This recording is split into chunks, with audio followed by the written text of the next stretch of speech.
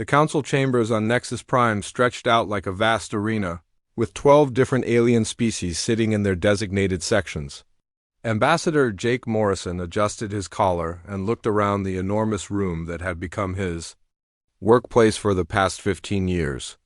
The air recyclers hummed quietly, mixing oxygen for humans with the various atmospheric requirements of the other. Council members. Jake had grown tired of these meetings. Every session felt the same. The Valkyrie would complain about something humans had done. The Zephyrians would make snide comments about human intelligence. The Altarians would suggest new restrictions on human activities. Today felt different. Though, today felt like the last straw. The Valkyrie delegate rose from its crystalline perch, its 3 eyes blinking in sequence as it spoke through the universal translator. The human expansion into the Outer Rim sectors must be stopped immediately. These creatures show no regard for established territorial boundaries and continue to spread like some kind of infection. Jake clenched his fists under the table. Infection. They always used words like that when talking about humans. As if humanity was some kind of disease that needed to be contained. Chancellor Vexnoth of the Altarian Empire nodded his scaled head in agreement. The humans have established settlements in 47 systems in just the past 3 years. This aggressive expansion threatens the stability of our carefully maintained galactic order. We have settled empty systems, Jake said, standing up slowly. Systems with no existing claims, no intelligent life, nothing but empty space and unused planets. We harm no one. The Zephyrian representative let out what could only be described as a laugh, though it sounded more like static through the translator. Harm no one? Your very presence disrupts the natural flow of galactic development. You reproduce too quickly, you consume resources at an alarming rate, and your unpredictable nature makes you unsuitable for unrestricted expansion. Jake looked around the chamber at the faces staring back at him. Some showed open disdain. Others seemed merely bored. None showed any trace of respect or understanding. These were the same beings who had welcomed humanity into the galactic community 15 years ago with speeches about cooperation and mutual benefit. Now they spoke about humans like they were discussing pest control. We propose limiting human expansion to 3 systems, announced the Valkyrie delegate. This will provide adequate space for your population while ensuring you cannot destabilize the surrounding regions. 3 systems. Jake felt his heart race. Humanity currently had colonies in over 200 systems, with millions of people spread across the galaxy. 3 systems would mean abandoning everything they had built, forcing families from their homes, destroying communities that had taken decades to establish. That is completely unacceptable, Jake said, his voice echoing in the vast chamber. You cannot simply order the relocation of millions of human beings.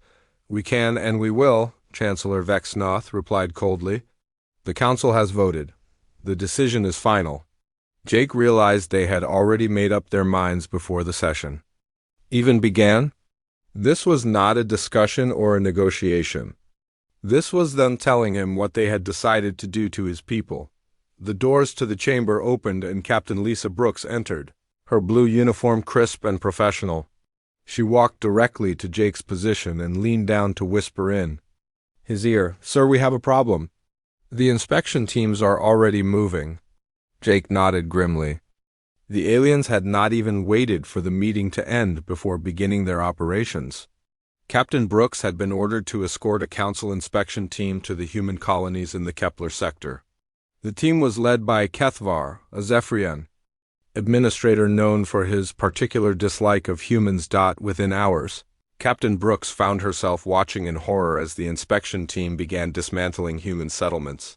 Families who had lived on New Austin for over a decade were being forced from their homes at Neural Weapon Point. The aliens used devices that caused intense pain without permanent damage, making resistance nearly impossible. Ben Carter stood in the main square of his settlement, facing down 3 armed Zephyrian soldiers.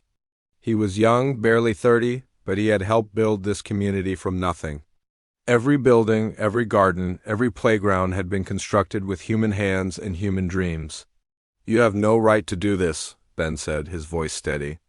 Despite the weapons pointed at him, this is our home. Kethvar approached, his insectoid features twisted into what might have been a smile. You have no rights here, human. You exist in this galaxy only because we allow it. Your presence here was always temporary. Behind Ben, families gathered their belongings under the watchful eyes of more soldiers. Children cried as they were forced to leave their toys behind. Adults looked on in shock as years of their lives were packed into small containers or simply left behind. Captain Brooks stepped forward, her hand resting on her sidearm. Administrator Kethvar, these people are not resisting. There is no need. For weapons? There is always a need for weapons when dealing with humans, Kethvar replied. Your species has a documented history of unpredictable violent behavior.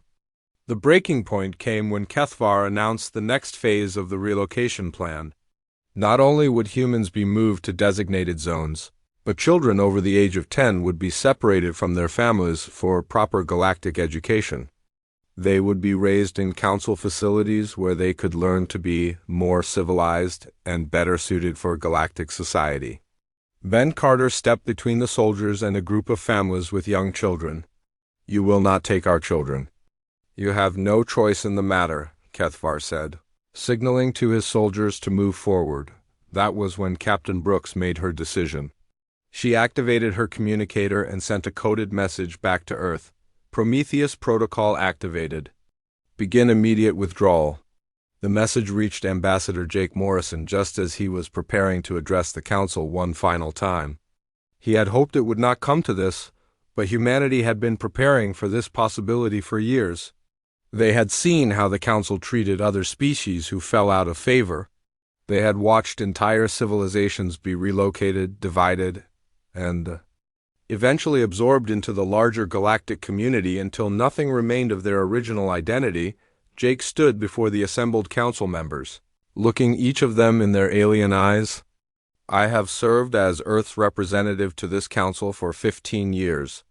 In that time, I have watched you make decisions based on fear, prejudice, and a desire to maintain your own power rather than any genuine concern for galactic welfare. The chamber fell silent. This was not the usual diplomatic language Jake used. Today you have decided that humanity must be contained, controlled, and have our children taken from us for your version of education. You speak of us as if we are animals to be managed rather than intelligent beings deserving of respect. Chancellor Vexnoth started to interrupt, but Jake raised his hand and continued speaking. Therefore, I announce that Earth formally withdraws from the Galactic Council, effective immediately. We recognize no authority over human affairs except our own. We will govern ourselves, defend ourselves, and chart our own course among the stars.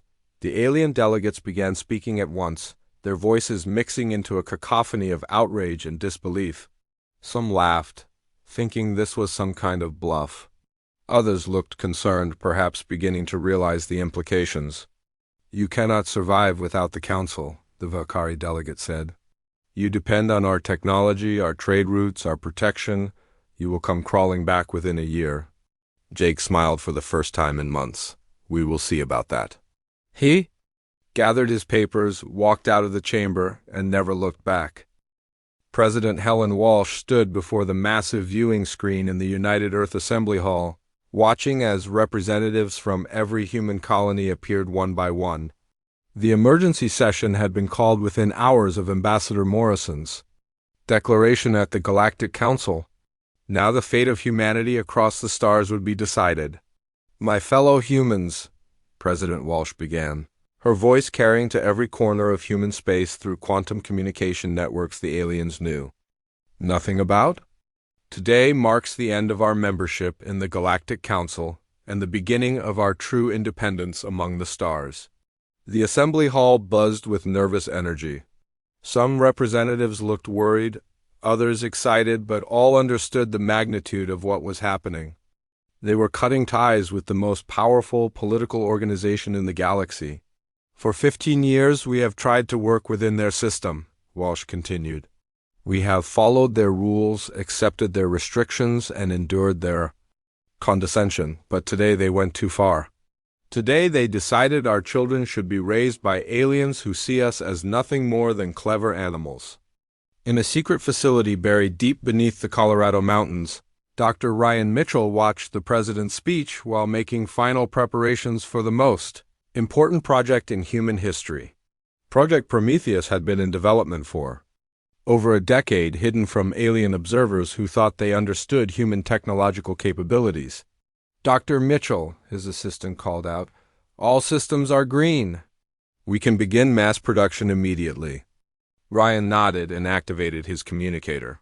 "Control, this is Mitchell. Prometheus is ready for full deployment." The response came instantly. "Understood, Doctor. Begin Phase 1. Across human space, hidden shipyards that had been disguised as mining operations suddenly came to life.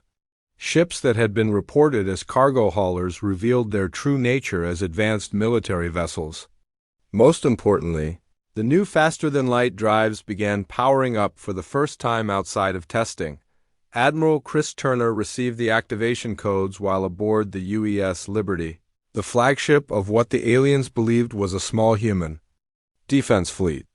In reality, Turner commanded over 3,000 vessels spread across 40 different systems, all equipped with technology that made the Council's ships look like ancient relics. "All ships, this is Admiral Turner," he broadcast on secure channels. "Operation Exodus is now active. Begin immediate withdrawal of all human assets from Council space." The withdrawal had been planned down to the smallest detail. Every human settlement, research station, and orbital facility had evacuation protocols ready to implement. What the aliens saw as humanity's greatest weakness, their tendency to help each other and work together, became their greatest strength. Captain Lisa Brooks guided the UES Defiance toward the new Alston colony where Ben Carter was still facing down the Zephyrian inspection team. Her ship looked like a standard transport vessel from the outside, but hidden beneath its hull were weapons and defenses that could destroy an entire fleet. "Captain Brooks to Colony Leader Carter," she transmitted. "Exodus protocols are active. How much time do you need?" Ben Carter smiled as he heard the message through his hidden communicator. Around him, families were still being forced from their homes by armed aliens who had no idea what was about to happen. "Give me 20 minutes, Captain," Ben replied quietly. "We have some surprises to show our guests." The Zephyrian administrator Kethvar noticed Ben speaking but could not hear the words. "Who are you talking to, human?" "No communications are permitted during the relocation process." "I was just saying goodbye to my home," Ben said innocently. What Kethvar did not know was that every human settlement had been built with hidden systems designed for exactly this situation. Beneath the buildings, automated systems were already packing essential equipment and supplies into concealed transport pods. The gardens that fed the colony were being harvested by robotic systems that worked silently underground. Meanwhile, in orbit around New Austin, Captain Brooks watched as Zephyrian patrol ships tried to intercept human vessels that were beginning to leave the system. The aliens were confident in their superior technology and firepower. They were about to learn how wrong they were. "Zephyrian patrol vessel, this is Captain Brooks of the UES Defiance," she transmitted. "You are interfering with the lawful departure of human citizens. Stand down immediately." The Zephyrian commander's reply crackled with arrogance. "Human vessel, you will return to the planet's surface and submit to Council authority. You're illegal. Departure ends now." "I was hoping you would say that," Brooks said. Activating her ship's true capabilities, the UES Defiance suddenly accelerated at speeds that should have been impossible. In seconds, it had moved behind the Zephyrian patrol ships and was scanning them with sensors far more advanced than anything the aliens possessed. The human ship then demonstrated its new FTL drive by jumping to the other side of the system, and back again in the time it took the aliens to turn around. "How is this possible?" the Zephyrian commander demanded. "Human technology cannot achieve these speeds." "You never bothered to ask what we were really capable of," Brooks replied. "You just assumed we were primitive." Down on the planet, Ben Carter was watching the display in the sky with satisfaction. The hidden transport pods were already launching from concealed bays beneath the colony. Everything valuable, from food stores to family heirlooms, was being loaded automatically while the aliens were distracted by the impossible human ship movements above. "It is time to go," Ben announced to the gathered families. "Everyone to the evacuation points." Kethvar spun around in confusion as humans began walking calmly toward areas that had appeared empty moments before. Hidden doors opened in the ground, revealing transport platforms that lifted people smoothly into the air toward waiting ships. "Stop them!" Kethvar screamed at his soldiers. "Do not let them escape." But the neural weapons that had been so effective at controlling humans suddenly stopped working. Personal shield generators that had been hidden in human clothing activated, protecting the evacuees from alien weapons. In minutes, the entire population of New Austin was aboard transport ships and heading for space. Dr. Ryan Mitchell monitored the evacuation from his command center, watching as similar scenes played out across dozens of worlds. Human colonies that had taken years to build were being packed up and moved in hours, taking everything of value with them. "Status report," he called out to his team. "Kepler sector, 90% complete," came one response. "Vega region, all personnel evacuated," came another. "Centauri colonies, final ships launching now." The aliens were beginning to realize this was not a panicked flight, but a carefully planned withdrawal. Human ships were moving in perfect coordination, following routes that avoided all Council patrol areas. Even more disturbing, they were using FTL technology that was clearly superior to anything in the galactic database. Admiral Turner received reports from across human space as the exodus continued. "Sir, the aliens are trying to block our departure routes." "Let them try," Turner replied. "Activate the jump drives." What happened next would be talked about in alien military academies for generations to come. The human ships simply vanished.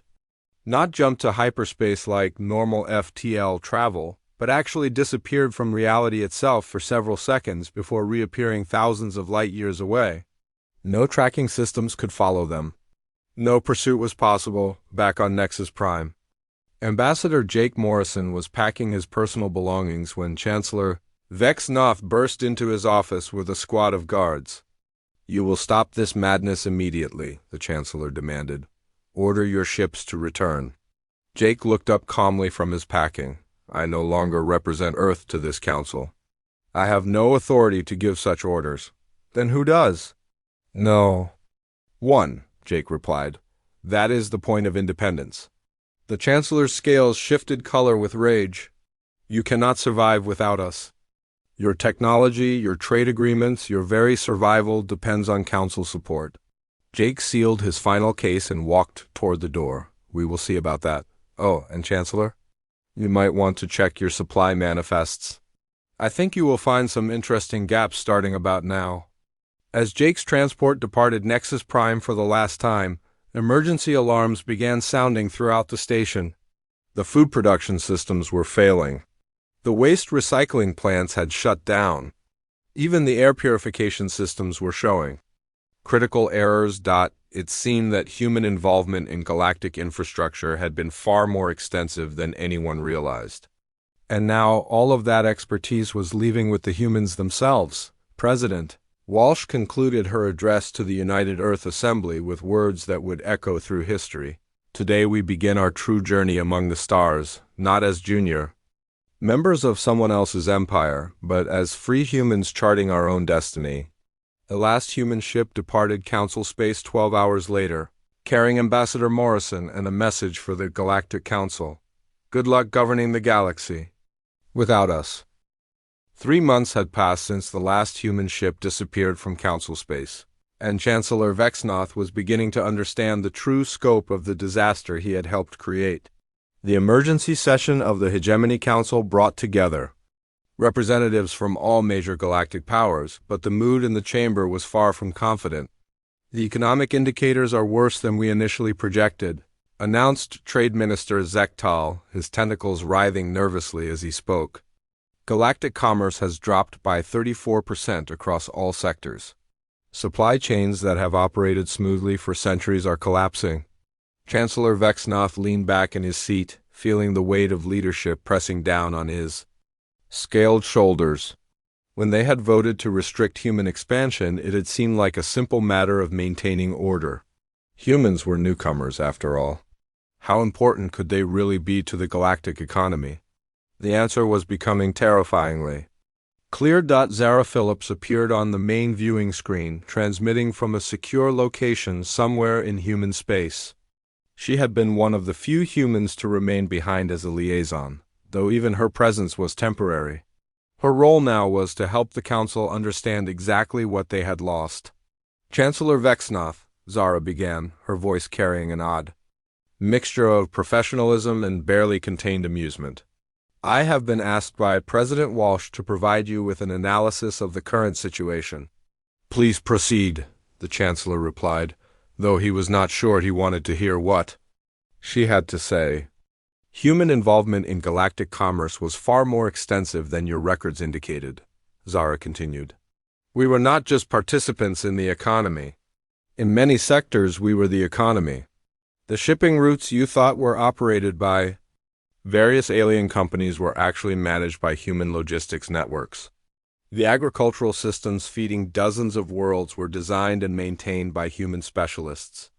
On the industrial world of Kepler-7, the reality of this statement was becoming brutally apparent. Matt Rodriguez had been the agricultural coordinator for the planet's food production systems before the human exodus. The alien replacement technicians were discovering that without his knowledge and the specialized human equipment he had taken with him, the synthetic soil processing plants were beginning to fail. We followed the procedures exactly as written, the Zephyrian supervisor insisted to his superiors via emergency transmission. But the nutrient balance is wrong. The plants are dying. The synthetic proteins are coming out toxic. What the supervisor did not understand was that Matt had spent 15 years gradually modifying the standard procedures to account for the unique conditions on Kepler-7. His improvements had never been officially documented because the alien authorities had considered human suggestions to be unnecessary interference. Now, without those modifications, the food systems that supported 12 million beings were producing only poison. Similar scenes were playing out across dozens of worlds. The medical facilities on Altair Prime were shutting down as the nanobotic healing systems began malfunctioning without human-designed software updates. The atmospheric processors on 3 different mining colonies had stopped working entirely after their human maintenance crews departed. Dr. Amy Foster transmitted the next part of the analysis from her hidden research facility. Her image appeared alongside charts and technical diagrams that made the alien representatives shift uncomfortably in their seats. The quantum computers that manage your financial networks, your communication systems, and your transportation scheduling were all designed using human neural network algorithms, she explained patiently. These systems require constant updating and maintenance that can only be performed by technicians who understand the underlying human mathematical principles. Chancellor Vexnoth felt his blood temperature drop. Are you saying our entire technological infrastructure depends on human knowledge? Not depends, Dr. Foster corrected. Depended, past tense. Those systems are now operating on automated protocols with no possibility of updates or repairs. They will continue to degrade until complete failure occurs. The timeline for that failure was already becoming apparent. The banking networks had begun showing errors in their calculations. Interstellar communication was becoming unreliable as relay stations stopped coordinating properly. Even the environmental systems on many space stations were starting to malfunction, but the most shocking revelation was yet to come. Captain Nicole Shaw had spent the past 3 months aboard her independent vessel Wanderer, documenting the attempts by various alien fleets to locate human space. Her findings were disturbing in ways that none of the council members had anticipated. I have observed 47 separate expeditions attempting to reach human systems, she reported during her transmission to the emergency session. All of them have failed. The jump gates leading to human space no longer function. Ships attempting to navigate by conventional faster-than-light drives are becoming lost in regions of space that should not exist. That is impossible, declared the Valkyrie representative. Space is space. You cannot simply hide entire star systems. Captain, Shaw smiled grimly. Tell that to the crew of the Altarian battleship Dominator. They have been trying to reach the Sol system for 6 weeks. According to their navigation computers, they should have arrived 5 weeks ago. Instead, they keep finding themselves in empty space with no recognizable star patterns. The truth was even more unsettling than the aliens realized. Humanity had not simply left Council space. They had somehow erased their presence from the galactic navigation databases. Every star chart, every jump gate coordinate, every hyperspace route that led to human territory had been systematically removed or altered. Dr. Foster continued her explanation with the calm precision of a scientist delivering devastating news. The navigation networks you have been using for centuries contain human-designed algorithms for calculating hyperspace coordinates.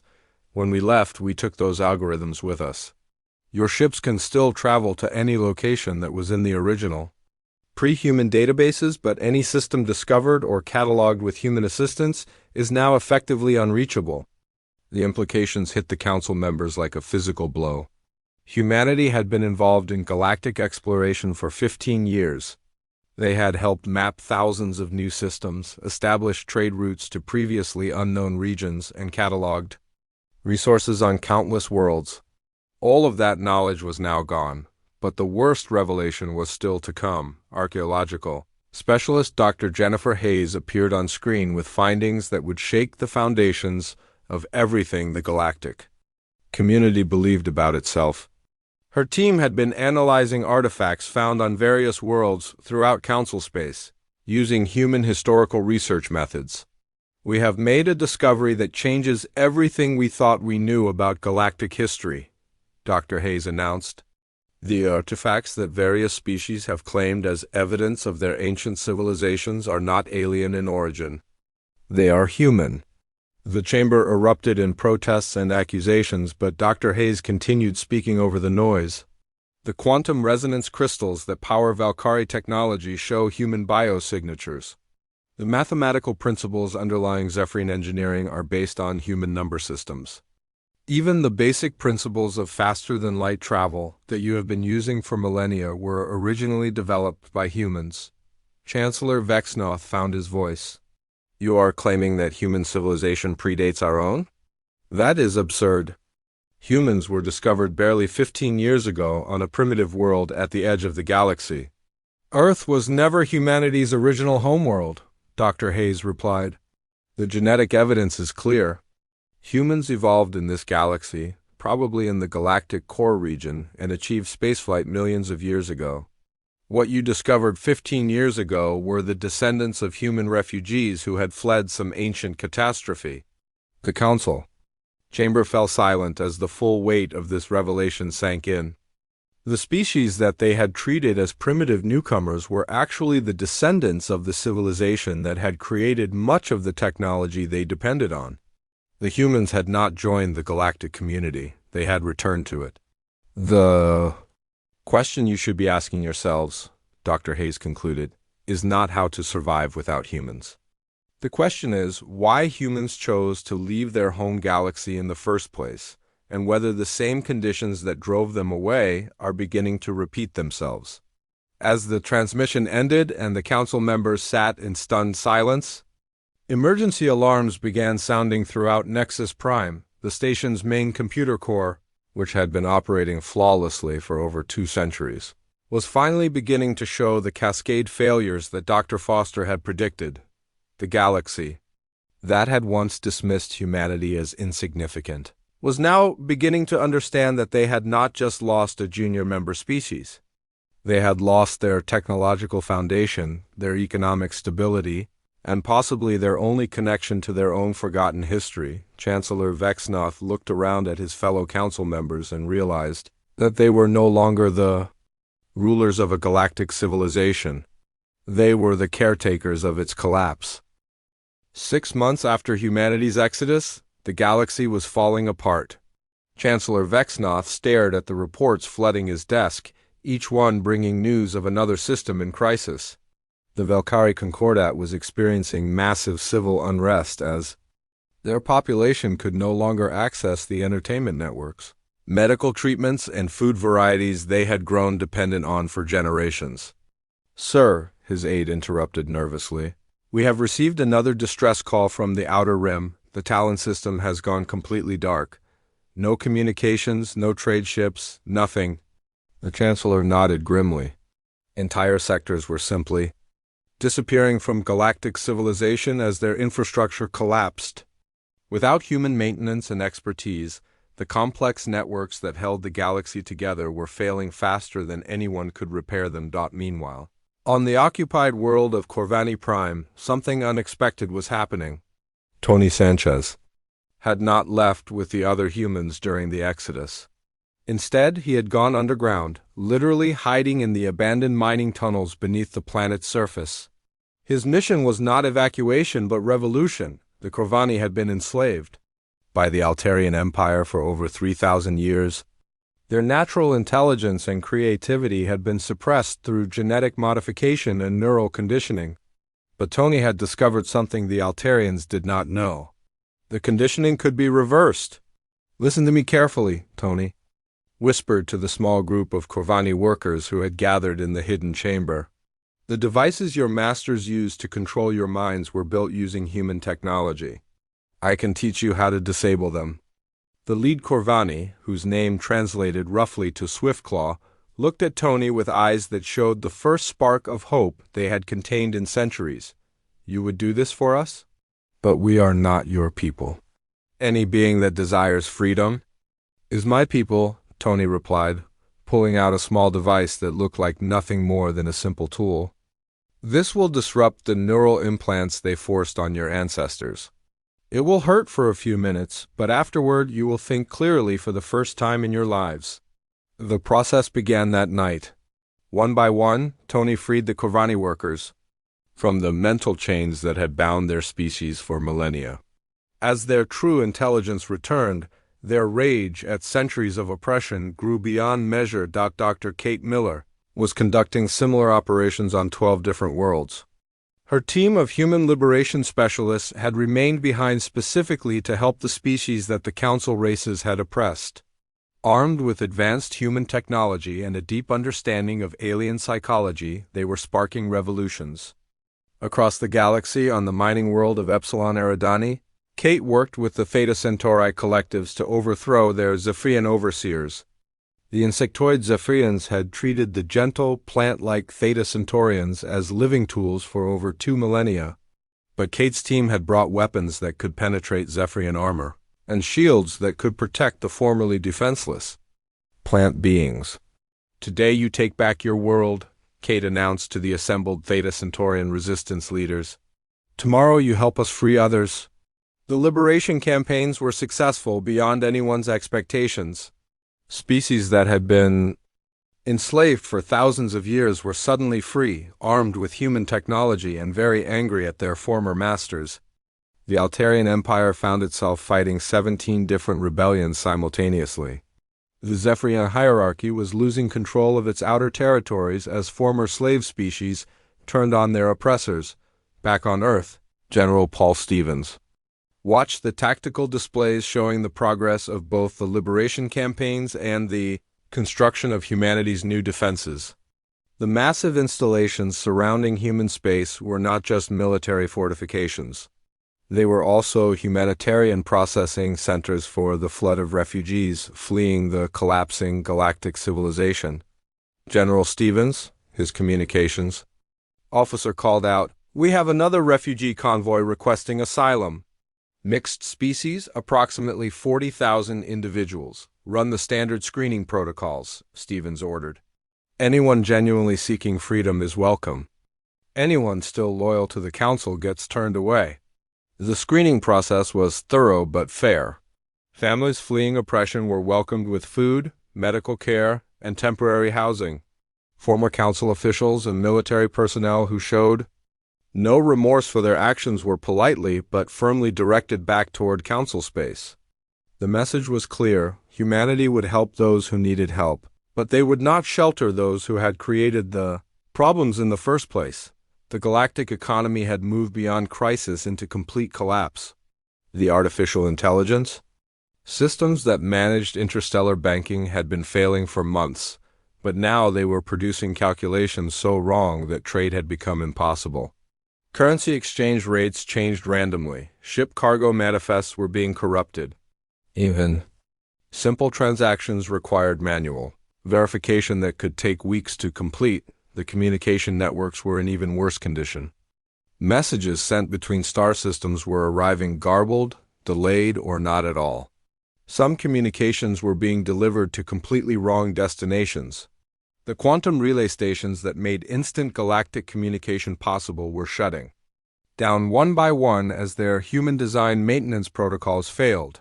Admiral Lisa Brooks, now commanding the human fleet designated as the Liberation Force, began appearing at strategic locations throughout the galaxy. But her ships were not there to attack. Instead, they provided aid to struggling populations while systematically dismantling council military installations. The first target was the Altarian naval base at Rigel Station. The massive facility had been built to project Imperial power across 3 different sectors. Admiral Brooks arrived with a small fleet and broadcast a simple message to the station commander. "This is Admiral Brooks of the Human Liberation Force. This facility has been used to support the oppression of multiple species. You have 1 hour to evacuate all personnel. After that, we will dismantle this station." The Altarian commander, Admiral Vexnoth, responded with predictable arrogance. "Human vessel, you are vastly outnumbered. This station is defended by over 200 warships. Withdraw immediately or face destruction." Brooks smiled as she gave the order to reveal her fleet's true capabilities. The human ships had been disguised as civilian vessels, but now their weapons and shields activated. In seconds, the small human force demonstrated firepower that exceeded the entire Altarian defense fleet. "Admiral Vexnoth," Brooks transmitted calmly, "your weapons cannot penetrate our shields, and your ships cannot match our speed or maneuverability. I am not interested in killing your crews. I am offering you the chance to leave with your lives."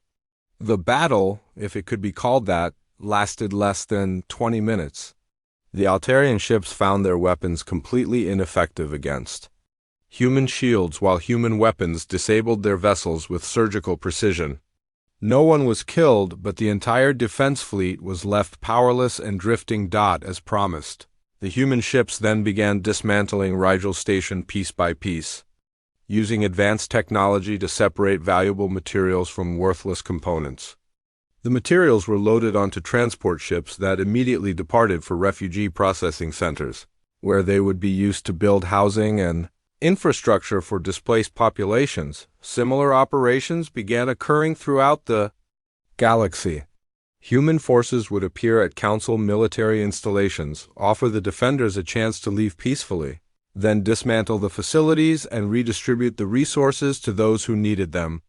The message was becoming clear: humanity held no grudges against individual aliens, but they would no longer tolerate systems of oppression. The psychological effect on the remaining council forces was devastating. Fleets that had terrorized entire sectors for centuries were being dismantled by humans they had dismissed as primitive. Military commanders who had built their careers on projecting power found themselves helpless against technology they could not understand or counter. The final blow to council authority came when the Galactic Council itself attempted to hold an emergency session. Representatives from only 4 species attended. The others were either dealing with internal rebellions, had lost contact with their home governments, or had simply abandoned the council entirely. Chancellor Vexnoth looked around the nearly empty chamber and realized that the galactic order he had helped maintain for decades no longer existed. The species that had once competed for influence in these halls were now either fighting for survival or begging humanity for aid. "Perhaps," he said to the few remaining delegates, "it is Time to consider that our approach to galactic governance was fundamentally flawed. The Velkari representative, one of the few who had consistently opposed humanity from the beginning, finally spoke the words that everyone was thinking: we need to contact the humans. We need to ask for their help. As if responding to his words, the Chamber's communication system activated. President Helen Walsh appeared on the main screen, transmitting from Earth.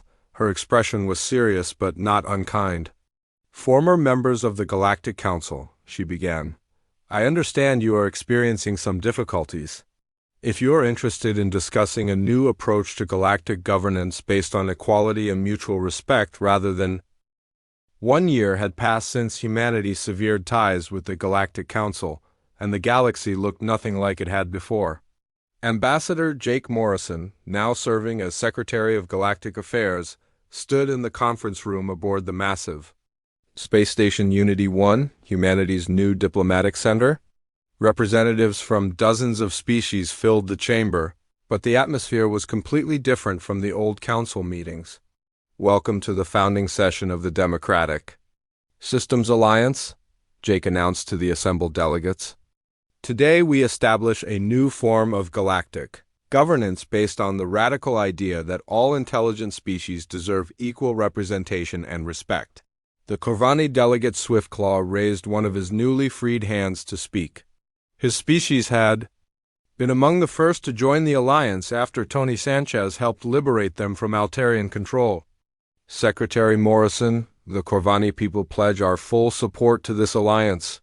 For the first time in 3,000 years, we participate in galactic politics as equals rather than slaves." Sitting nearby, the Theta Centauri representative rustled her leaves in agreement. Her people had also been freed from oppression and were now contributing their natural agricultural expertise to help rebuild damaged worlds. The former slave species formed the core of the new alliance alongside humanity, united by their shared understanding of what freedom truly meant. Dr. Ryan Mitchell appeared on the main viewing screen, transmitting from his research facility on Earth. The years of secrecy were over, and he was finally able to reveal the full scope of human technological advancement to the galaxy. "My fellow beings," Dr. Mitchell began, "it is time you understood the truth about human capabilities. The technology gap between humanity and the rest of the galaxy was not small. It was enormous. We have been a spacefaring civilization for millions of years, not decades." Behind him, images showed the construction of massive projects that defied everything the galaxy thought it knew about physics and engineering. Ships that could cross the galaxy in hours rather than months. Terraforming. Equipment that could make a dead world bloom with life in weeks instead of centuries. Medical technology that could cure diseases and injuries that other species considered fatal. But more importantly, Dr. Mitchell continued, we have developed something far more valuable than advanced machines. We have learned how to work together as different species while maintaining our individual identities and strengths. President Helen Walsh, now serving her third term after the crisis had led to extended emergency powers, appeared alongside Dr. Mitchell. Her administration had overseen the complete transformation of galactic civilization, and the results were remarkable. The Democratic Systems Alliance now includes 47 member species, she announced. Our combined population exceeds 2 trillion beings living in freedom and prosperity. We have rebuilt the galactic communication network, restored trade routes, and established new colonies on over 300 worlds. Ben Carter, the former colony leader who was now director of galactic reconstruction, had spent the past year overseeing the most ambitious terraforming and rebuilding program in galactic history. Worlds that had been strip-mined by the old council were being restored to their natural beauty. Species that had been driven from their homeworlds were being helped to return and rebuild their civilizations. The reconstruction program has exceeded all projections, Ben reported to the assembled delegates. The Corvani homeworld now supports a population of 50 million free beings. The Theta Centauri systems are producing enough food to supply 12 different species. Even former Council worlds that have joined our alliance voluntarily are experiencing unprecedented prosperity. The key word was voluntarily. Unlike the old Galactic Council, which had maintained power through fear and intimidation, the Democratic Systems Alliance grew through invitation and example. Species that saw the prosperity and freedom enjoyed by Alliance members often requested to join. The process was not automatic. Potential members had to demonstrate genuine commitment to the Alliance principles of equality, freedom, and mutual cooperation. Species that had practiced slavery or oppression had to undergo extensive social reforms before being considered for membership. Former Chancellor Vexnoth was among the alien leaders who had requested an audience with the Alliance leadership. His once mighty Altarian empire had fragmented into dozens of smaller governments as various systems chose their own paths forward. He now represented only his home system and a few loyal colonies. Secretary Morrison, Vexnoth said, his voice carrying none of the arrogance it had possessed during the old council meetings. The Altarian Democratic Republic formally requests consideration for alliance membership. We have abolished the imperial system, freed all enslaved populations, and established representative government. Jake studied the former chancellor carefully. The transformation in Vexnoth's attitude was remarkable, but Jake had learned to be cautious about such changes. Chancellor Vexnoth, your species held other beings in slavery for thousands of years. What assurance can you give that these reforms represent genuine change rather than political convenience? I can offer no words that would be sufficient. Vexnoth replied honestly. I can only ask that you judge us by our actions over time. We understand that trust must be earned, and we are prepared to work for as long as necessary to earn it. Admiral Lisa Brooks, now commanding the Alliance Defense Force, had been monitoring the progress of former Council species. Her reports showed a galaxy in transition, with some species embracing the new order while others struggled to adapt. The Velkari Concordat has split into 17 separate governments, she reported to the Leadership Council. Some have applied for alliance membership, others remain neutral, and a few are still attempting to maintain the old hierarchical systems. What about the Zephyrian hierarchy? President Walsh asked. Complete collapse, Brooks replied. Their former territories are now controlled by the species they once oppressed. Most Zephyrians have fled to remote systems beyond Alliance space. Dr. Kate Miller had continued her work helping oppressed populations throughout the galaxy. Her liberation teams had evolved into reconstruction specialists, who helped newly freed species establish stable governments and rebuild their societies. The psychological healing process takes time, she explained during her report to the Alliance. Council. Species that were enslaved for millennia cannot simply flip a switch and become free. They need support, education, and most importantly, time to rediscover their own cultures and identities.